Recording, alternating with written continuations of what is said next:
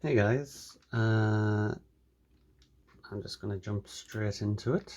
So today I'm going to attempt to upgrade this Game Boy Advance AGB, and we're going to try and put in a TV out mode, also with a new screen, but not in this shell. So that's pretty much it. So let's just jump straight into it and open it up.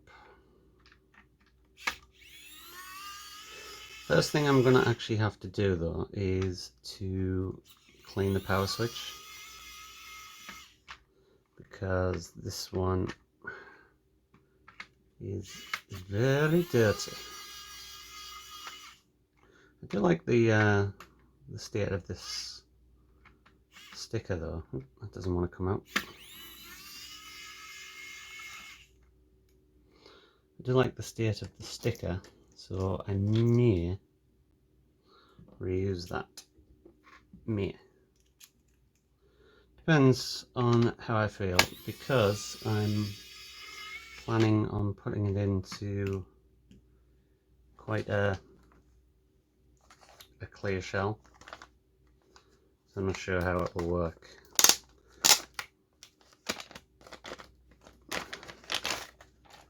Oh, look at that. That is nice. Delicious. Okay, so anywho, let's open that up and let's get it. And I don't want this one for this, I want this one here.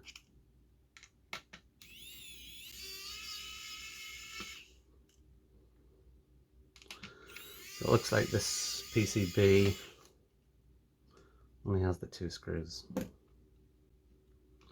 So just before we go any further, actually, I am going to just sort of demonstrate how bad the thing is. So let's just get a game and some batteries.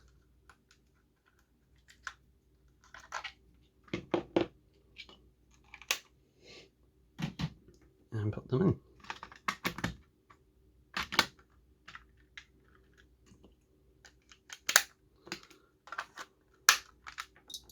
Oop, something fell there. So there you go. Just by touching that very slightly, it already went off, and now it won't turn on. There you go. So it's on and it's off. So yeah, that one absolutely 100% needs a clean. So we're going to do that first. And I'm probably going to put in some different coloured buttons, I'm not sure what. I've got a few choices here. Depends on what I've actually got. It's quite dirty. So let's remove this and put that off to the side. We do not need that. Right, so we have the power switch in this corner here. So I'm going to get some solder. I nearly drop it. And basically just try to get some leaded solder in there.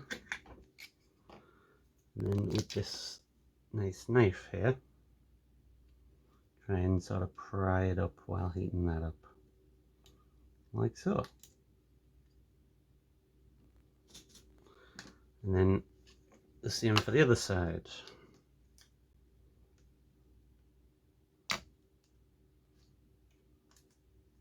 Not with that though, I want my tweezers this time.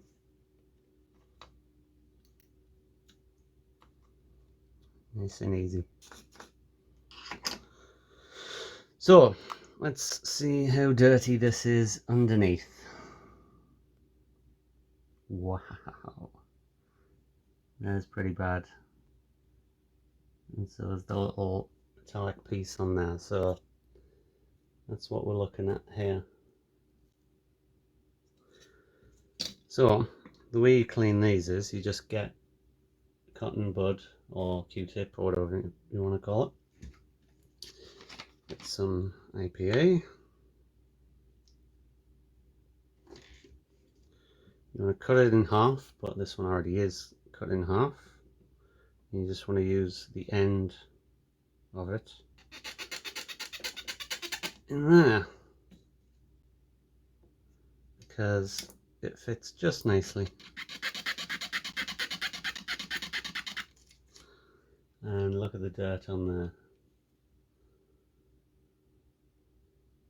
That's pretty bad.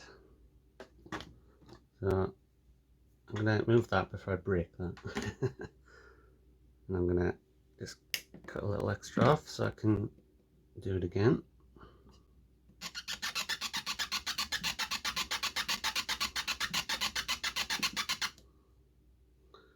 Still pretty dirty. But now if you look, that is much cleaner.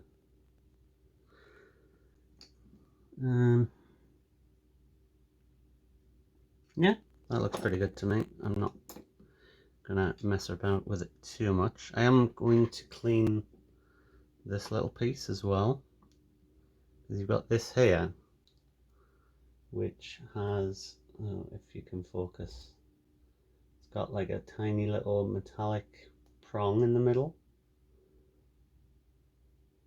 which is what actually does the switching, and that looks quite dirty in this case also.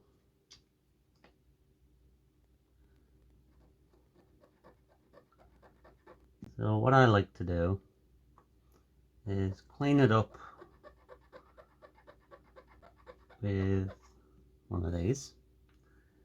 I like to call them cotton buds. And then hold one side down and sort of bend it up just very slightly, so that when it's back together it will make a better contact with the part on the PCB itself.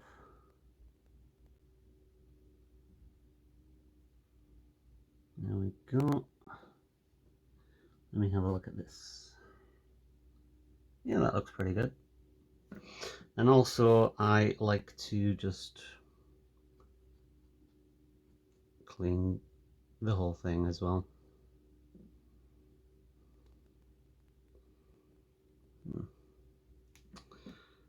That's not gonna work.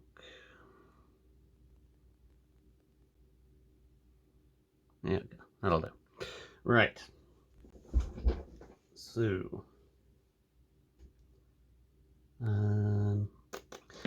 yeah, that's what I'm thinking of. I also want to clean this, just the inside of the shielding. And also, if you look at the shielding, it's sort of straight. You want to bend the middle a little, so it's sort of like an M shape.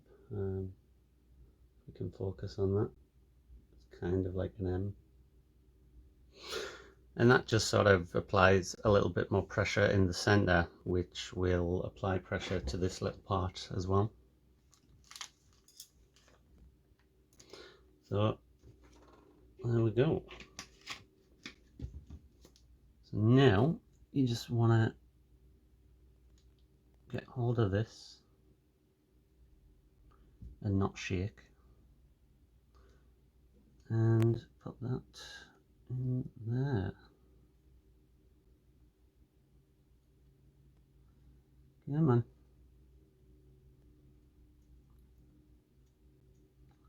Yeah, that looks like it's in pretty well. And now I am quite weak when it comes to heat, so I may be putting it on with my fingers, but I am going to use my tweezers to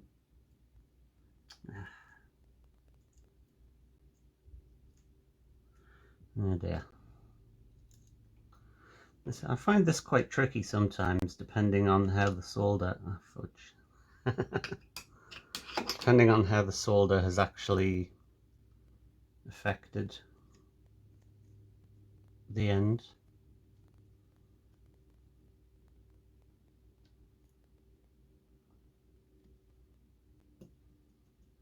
Alright, there we go. So that part's back in. I will just use my fingers, actually, screw it. Because this isn't the point of the video. So I want to get it done relatively quickly. And just sort of tack it down a little. Hopefully without getting too burned. Now add a little bit of solder.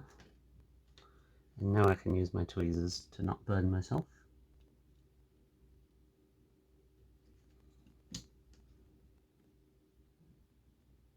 There we go.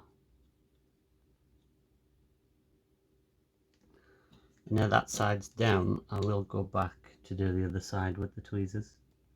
Just to make sure it's nice and secure. And then ruin it. There we go. Okay, so I am actually just going to get this back just quickly, just to make sure that that has worked decently.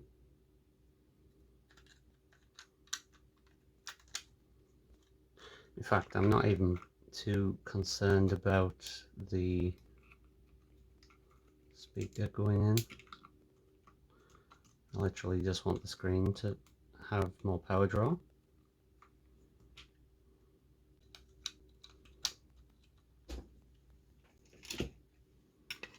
Right, so we will put the power switch back on.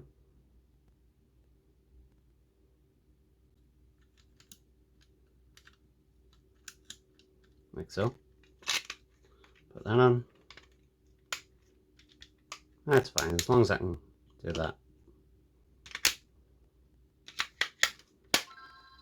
And there we are.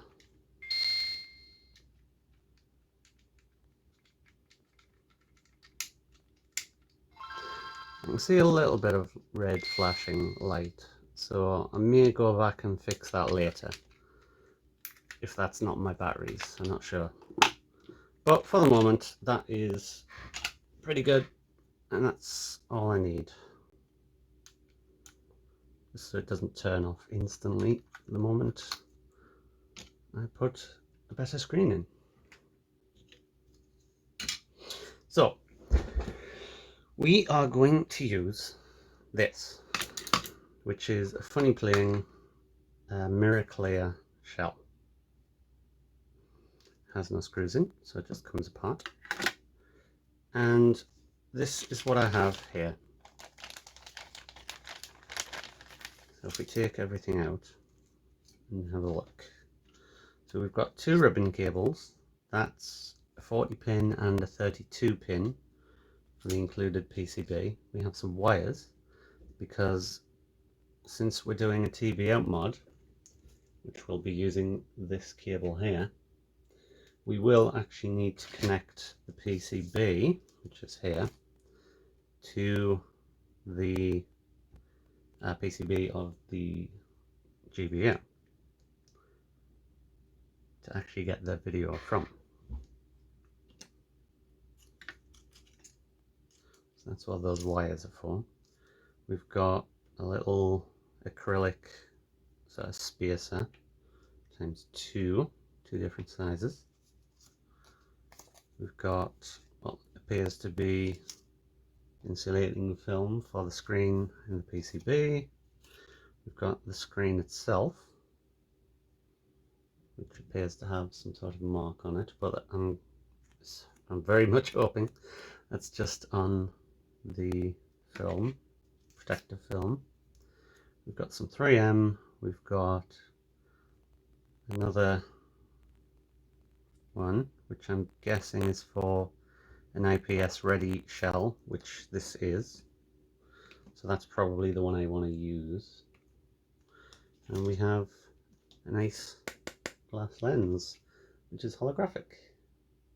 Yeah, I do like the holographic ones, holograms.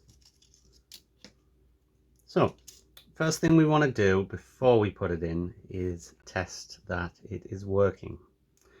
I'll just put that to one side. And we want to, well, first thing I'll actually do is put the insulating film on the back of the screen. And there we go. We just want to clip the screen onto the PCB if we can. There we go. No, we don't.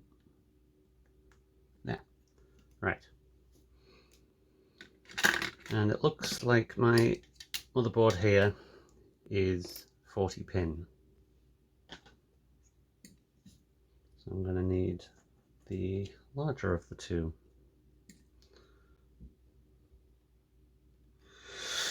Now, how does this go in? I do not recall. It would appear that it goes in pins facing down.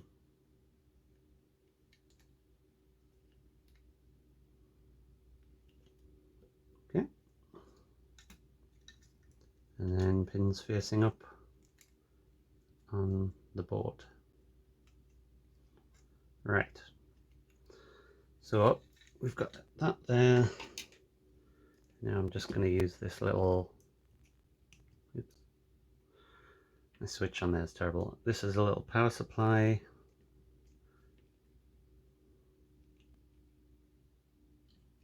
Just so I don't have to put it in a shell. There we are.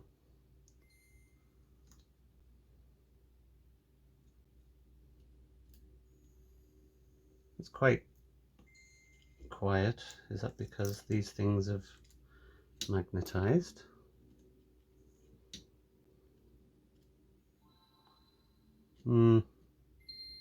It's still a little quiet, but that's probably because it's facing the bench. Yeah. So it looks like the touch sensors, the palette change, etc. are getting triggered there, but that's fine. Yeah. So it looks like it's working okay. Which is good. Now, I'm not going to use the adhesive on this just at the moment, simply for the fact that I'm not sure if I want to keep it in here, because I'm not sure how much of the wires will be visible for the TV out mod. So it looks like, since this is an IPS ready shell, we can just pop it straight in. I'm however going to cut off this little tab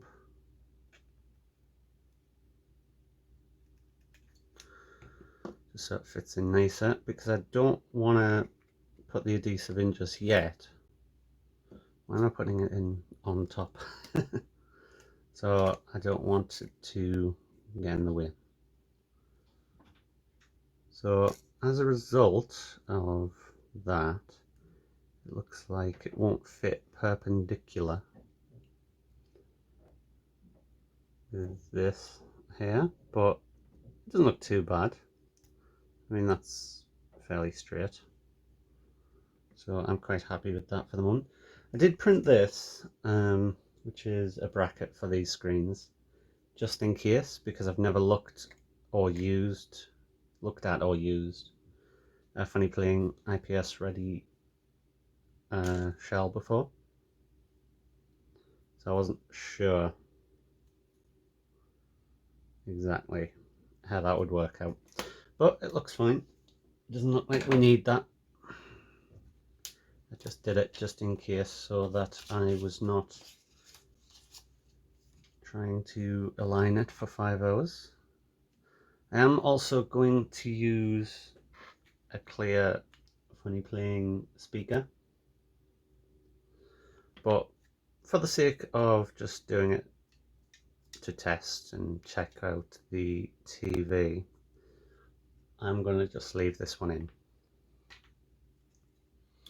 So let's, to be honest, I think I might just do the colours and such after I've tested that it's all working okay, which means I might as well just reuse these original pads and buttons and such for now.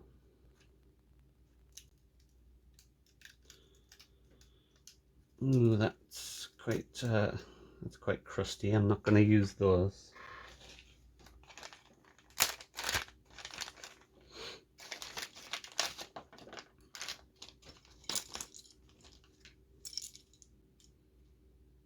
I will use these. Actually, I might as well swap them now that I'm already doing it.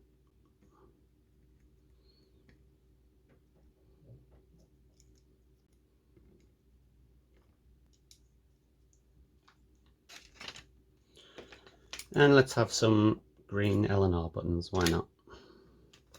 And we'll... No, I don't need those. Don't need those at the moment.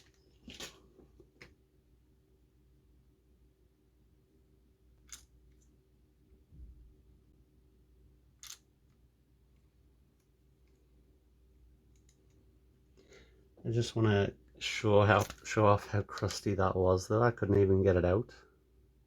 Wow, that is bad. Ugh. No, thank you.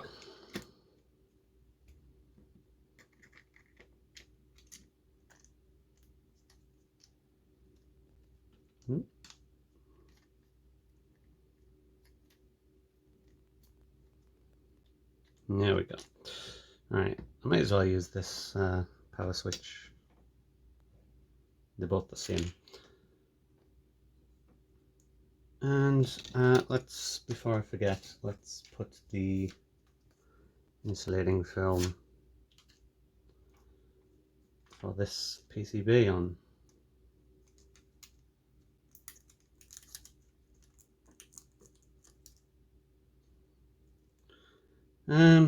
As far as these touch pads are concerned, I'm not sure if I'm going to use them overall.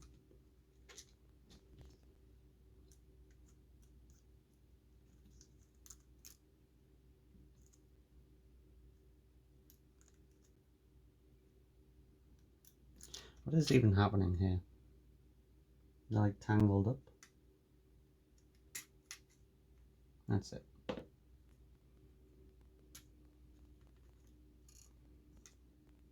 I'm just going to put them down the bottom for now. Again, I'm only doing this to really test out the TV out at the moment, and I'm going to come back and redo everything once I'm not on video. So that all seems okay. Let's just put in these screws.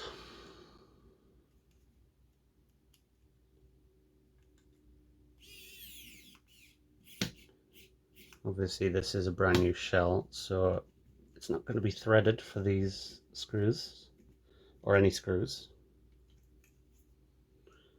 But I do know that you can reuse pretty much every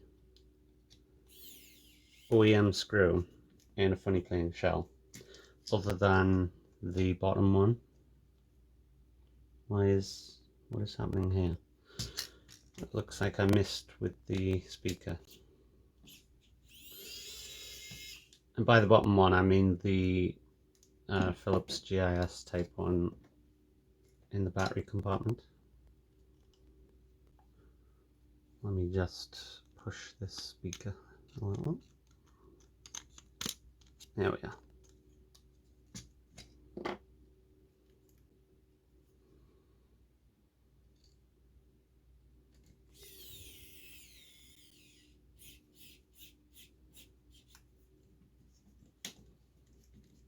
There we go. Right.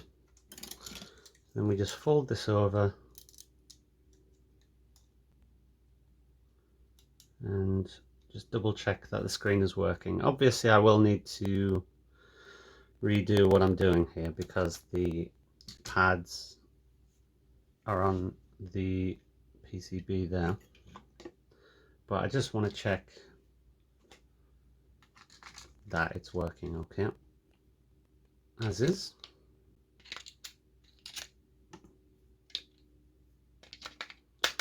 And these obviously move around a little because they have those tabs inside removed in case you want a battery mod.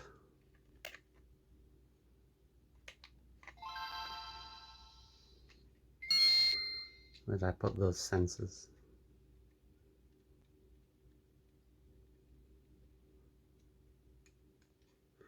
Is the other one? There. No. Hey, there we go. So it looks like we've got a little bit of a pressure mark here.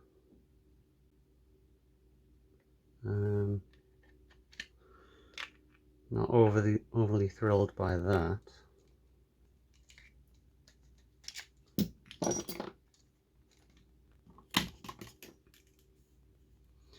Not entirely sure why. I guess this PCB is pushing a little. Maybe if I unscrew these slightly, just as a test.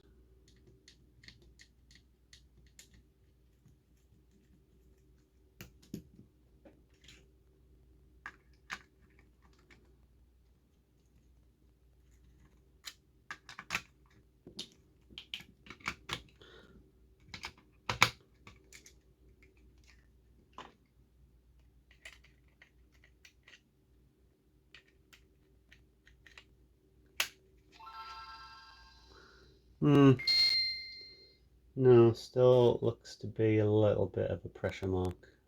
I'm not sure how well that's going to come up on the video, but I can sort that out later. Anyway, for now, let's get on with the TV out.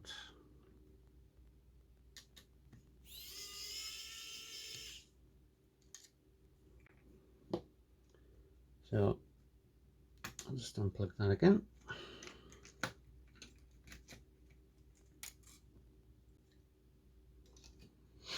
Right, so we take off this very useful insulating film, which is totally sticky. And in the top left here, we've got some pads, and if we turn it upside down so we can actually read them, we can see we've got LR select, and then we've got G and AV. So the AV will connect to pin 3, which is the center middle on this link port on the GBA. So that's the AV, and the ground can connect to either of these, where am I? There I am. Either of these two pins on the left and right. These are sort of grounding pins. It's like, can't even think of the word, but it's to keep it in and stable, the port itself.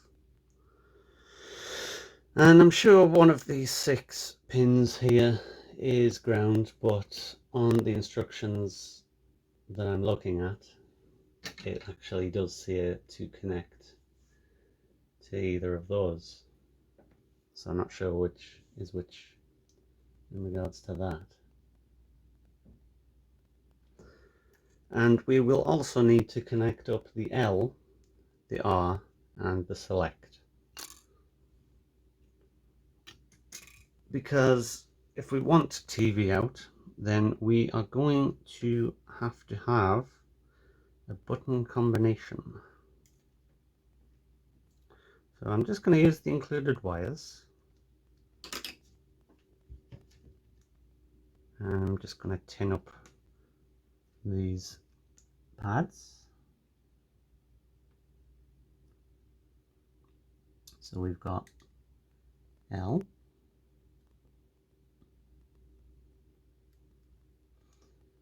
We have R, select, ground, and AV. Right. So let's start with the AV, because why not? So I want it to be the right way around, the way I work on them.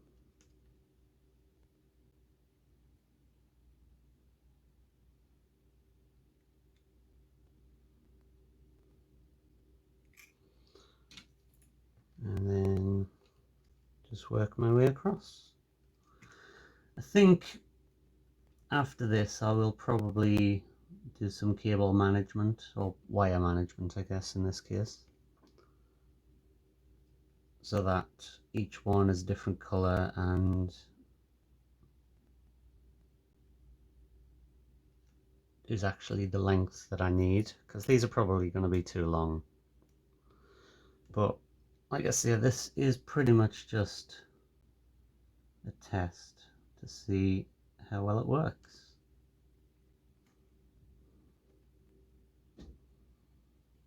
Okay.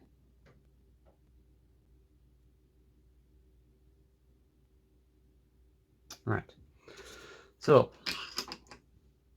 the PCB, we need to connect the LNR and select on this side, where the D-pad and such is. So select connects to TP2, and TP2 appears to be just in this area here, just above the start button. So I'll go ahead and tin up all of the pads that I'm going to need on this side. So it's actually TP2 and TP's 8 and 9. TP meaning test point. So we'll tin up TP2. TP9 is just up in the top left here, and TP8 is on the other side somewhere. Why can't I see it? Which one is that? It's the top one. It's the one that looks like a fire. And that's that one there.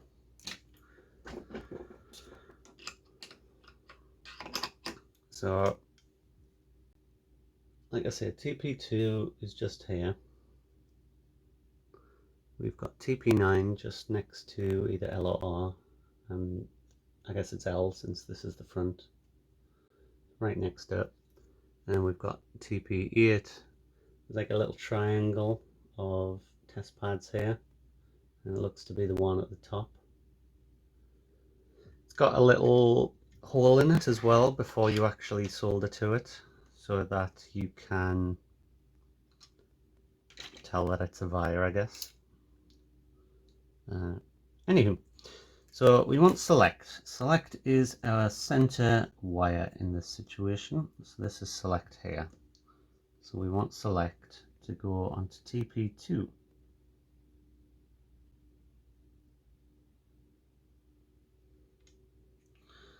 We want L, which is the one on the far right, to go to TP8 or 9 even.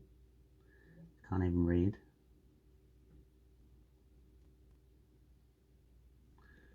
Oops.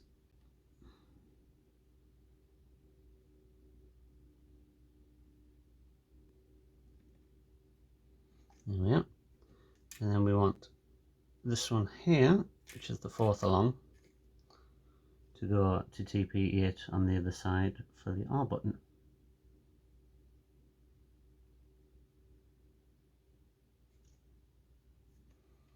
And there we have it. So with those three connected, I can now go ahead and ignore all of these wires and attempt to get this back into here. I regret moving that speaker because now it doesn't line up very well. Okay, I think we're pretty good there. I'm just going to put one screw in to keep it in place.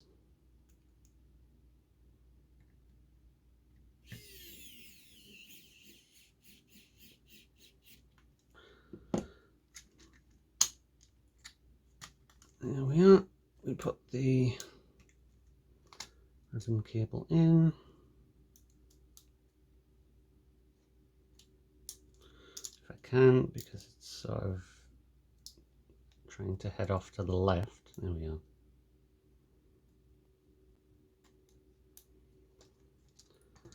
Actually, no, I am going to put the other screw in.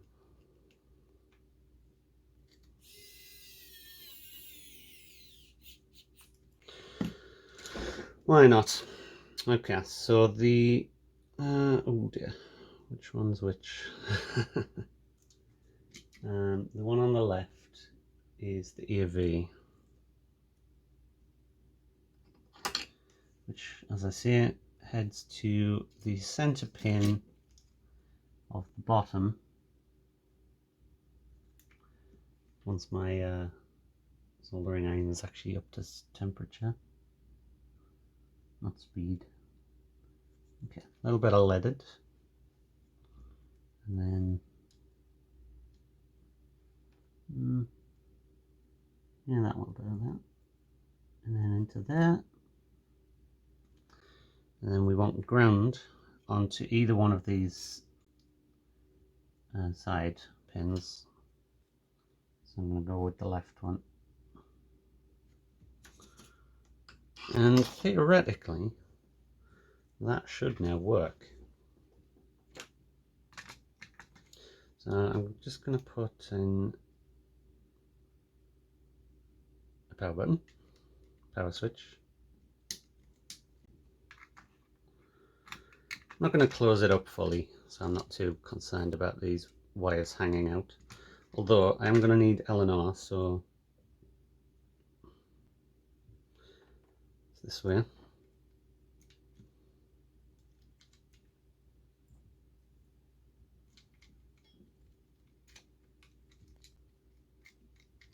Come on. There you go. Alright. Looking pretty good. Put the batteries back in just to make sure that we're still on, which we are. And whatever I did seems to have helped out that pressure mark. That's nice. And theoretically, we should now be ready for some TV out. So if you just bear with me here, this is a very long wire. So what we have is a link cable port and a 3.5mm audio jack. That goes into the headphone port, and this goes into there.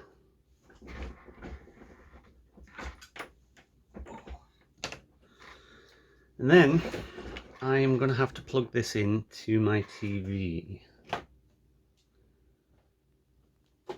And I'm going to do that with this, if you can see it. It's just a component majiggery, which I've had for many years, which I don't use anymore, as you can tell from it being empty. But it just makes it easier to do. Right. So I know this is not going to be visible on here for the moment. Here, I just need to look up what buttons to press. I think it's select L&R for 5 seconds.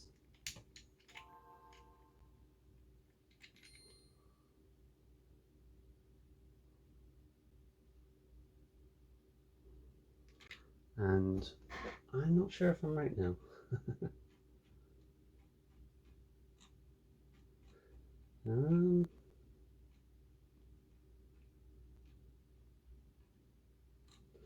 Okay, so the instructions that I've got do not say.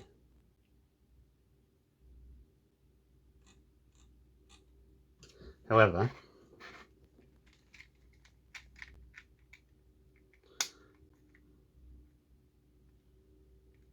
think that's because this isn't in right and the select button is not. There you go. Yes, it is working. Right, so I just wanted to test one thing, which was that it works, which it clearly does now.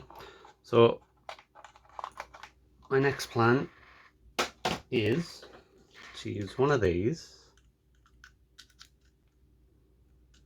which is composite to Scott, and I have a device that will convert Scott input to HDMI. So let's test this again.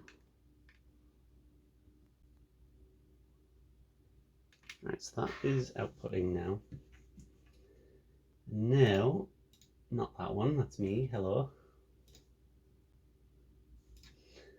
Is it this one? No. Oh, right, I know why.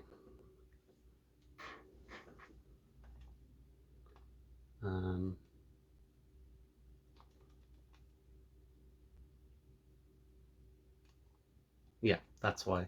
I have not actually got that plugged into my capture card. Silly me.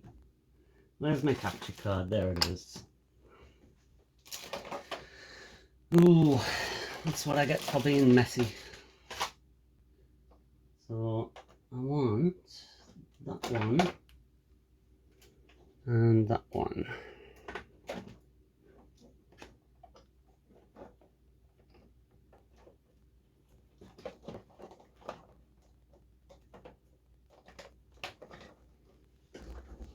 And I think now that might work.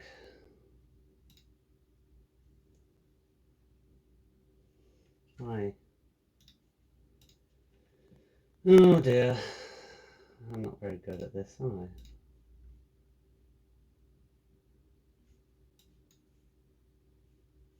Why? It's all plugged in right now.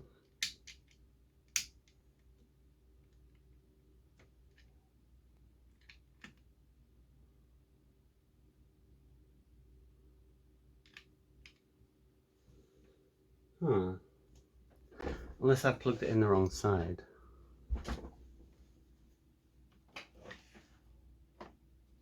I don't think I have.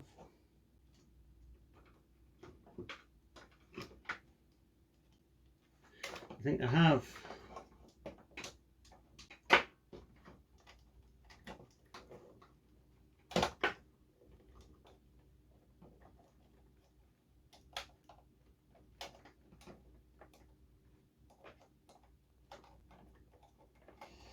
Come on, go in the hole. I'm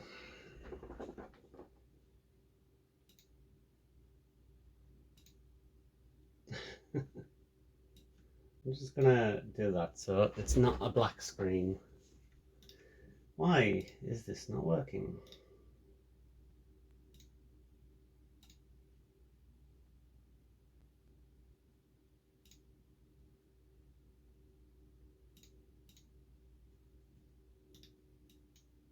I'm very confused.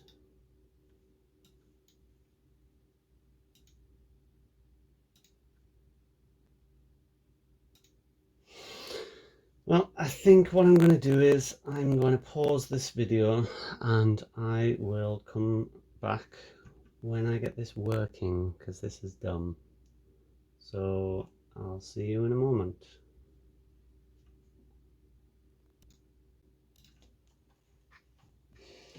Hello again. There we go. As you can see, it's now working. Don't have. There we are. That's what I'm looking for. Pokemon Emerald. So now we're going to test how well it plays a game.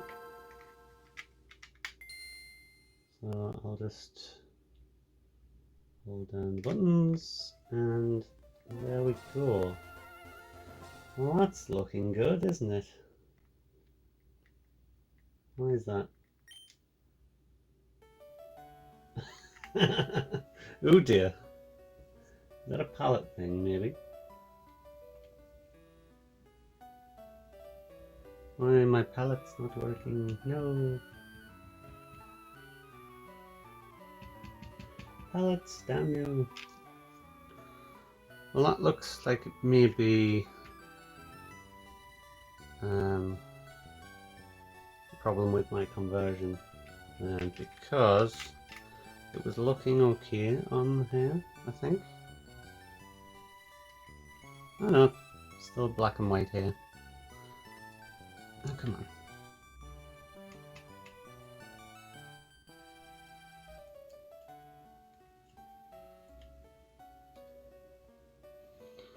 I'm confused why this isn't working for the palettes. It literally just worked 2 seconds ago while I wasn't recording.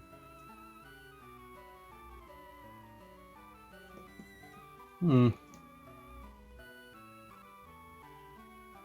I can't get in there.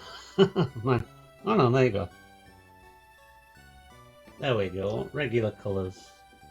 Alright, now let... Oh. Does this adjust the palette or something? Well, let's get it on the TV first, and then I'll adjust it.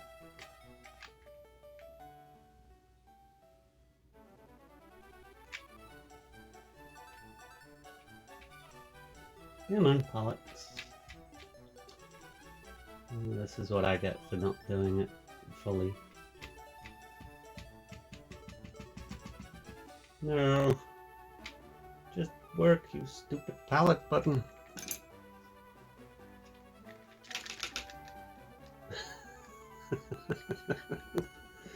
Oh dear. This is what you get here. Only the finest professional strands. Oh dear. Yep, there we go. Yay! No. Oh. I think maybe... What is happening?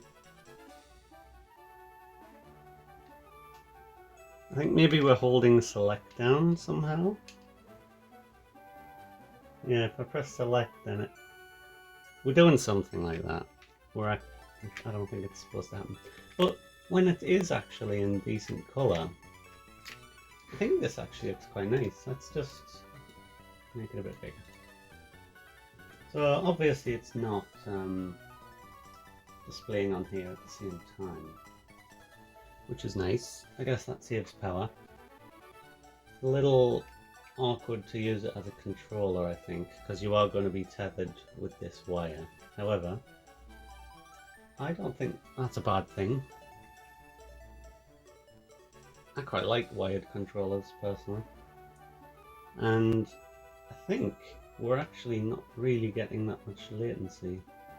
It seems quite responsive to me when it's not black and white. Let's go with green. Oh no!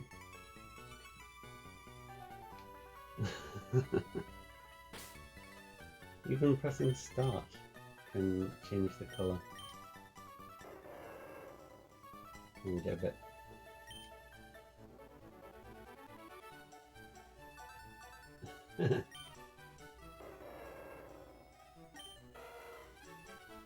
I think the colours may be a little saturated. I mean, the electric there looks very green. But to be fair, this is going through composite output, and I think if you look at that compared to on the screen on the actual Game Boy Advance itself, if I can get the palette to change again. I mean, I literally want anything other than black and white.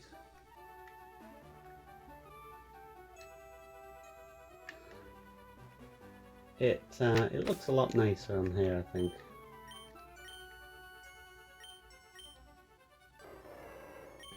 So it's not a problem with the PCB itself.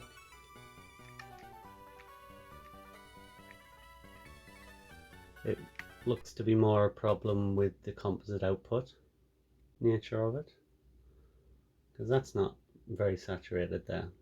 That looks quite nice to me. So yeah, I mean, it's back to black and white, who cares.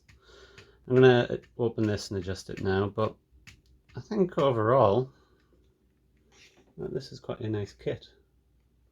And once I arrange the wires so they're not sticking out and such, I think this will look quite nice in this mirror shell. So I think I may add in a quick thing at the end just to show it all together. But for the moment, if I don't do that, because I may forget, thank you for watching, if you did. If not, thank you for skipping to the end to see how it looks, and I'll see you next time perhaps. Bye. Hello, here I am again, at last. So as you can see, I can move around fine, I can press buttons, etc, etc. Like I say, it's not perfect. It's obviously a little saturated and such, but overall, I think it's quite nice, and I'm quite happy with the TV out aspect of it. The one thing I'm not super happy with is, I'll just turn it down, when you switch back, that's fine, but on my screen, when it's on a black screen, you can see some sort of light bleed in this little corner here. It's noticeable on other areas, like on other colours as well. It's just most noticeable on black. It's a lot more noticeable in person, sadly. So that is the one downfall of this kit, or my screen in particular, that I can see. But apart from that, it's actually quite good. I'm never going to use the palettes, so I've taken out the touch sensors, which is pretty much just a wire soldered to some copper tape. But apart from that, you can hold down select and still change the brightness with L and R. And yeah, apart from that, it's pretty good. And if I hold this down, hopefully it will go back to TV mode, since it is plugged in still. And there we go, straight on. So yeah, thank you very much for watching, guys, and I will see you next time. Bye bye.